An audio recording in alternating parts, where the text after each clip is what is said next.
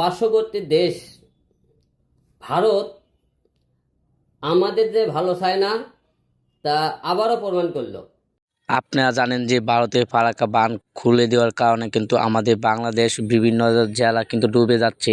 তবে ডুবে যাওয়া নিয়ে আর ভারতের ফারাক্কা বাঁধ খুলে দেওয়ার কারণে হিরো ভাই কি বলতে চাচ্ছেন, আর ভারতের রাষ্ট্র আমাদের ভালো চায় না সেটাও কিন্তু হিরো ভাই বলেছেন। তবে এই বিষয় নিয়ে হিরো ভাই কি বলছেন সেটা জানতে চেষ্টা করব আজকের ভিডিওতে। তাহলে চলুন হিরো ভাইয়ের কথাগুলো আগে শুনে আসি। কুমিল্লা, ফেনী, নোয়াখালী বন্যায় অনেক এলাকায় মানুষ ডুবে গেছে, অনেক ঘরবাড়ি ধ্বংস হয়ে গেছে।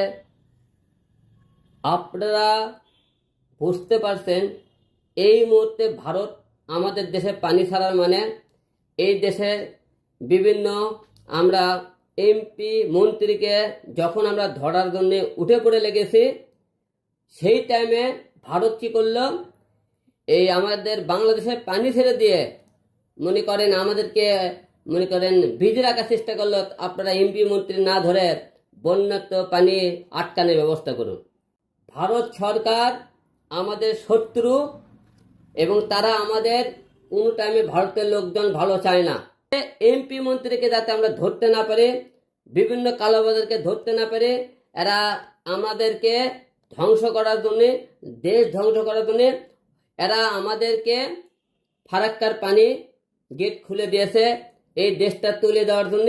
হিরোম ভাই যে কথাগুলো বলছে অবশ্যই কথাগুলো মনোযোগ সহকারে শুনছেন। তো হিরোম ভাই যে কথাগুলো বলছে এই নিয়ে আপনাদের কি মতামত? আর হিরোম ভাই যে কথা বলেছে যে আমরা যখন রাষ্ট্রে মুক্ত করতে চাচ্ছি, সন্ত্রাস মুক্ত করতে চাচ্ছি, তখনই কিন্তু ভারতের ফারাক্কা বাঁধ খুলে দেওয়া হয়। তার মানে হিরোম ভাই বোঝাতে চাচ্ছে যে আমাদের ভারতের রাষ্ট্র আমাদের ভালো চাই। এই হিরোম ভাই যে কথাগুলো বলেছে এই নিয়ে কি মতামত? আর আপনাদের কি মতামত অবশ্যই কমেন্ট করুন, আর ভিডিও বেশি বেশি করে শেয়ার করে দিবেন। আর ভারতের যে পানি ছেড়েছে এবং ফাঁকা বাঁধ যে খুলে দেওয়া হয়েছে এই নিয়েও কিন্তু কমেন্ট করুন। আর আপনার নেক্সট টাইম কি ভিডিও চান অবশ্যই বিস্তারিত কমেন্ট করেন। ভিডিও পরবর্তী ভিডিও পেতে আপনার চ্যানেলকে সাবস্ক্রাইব করুন, ফেসবুক পেজটা ফলো করে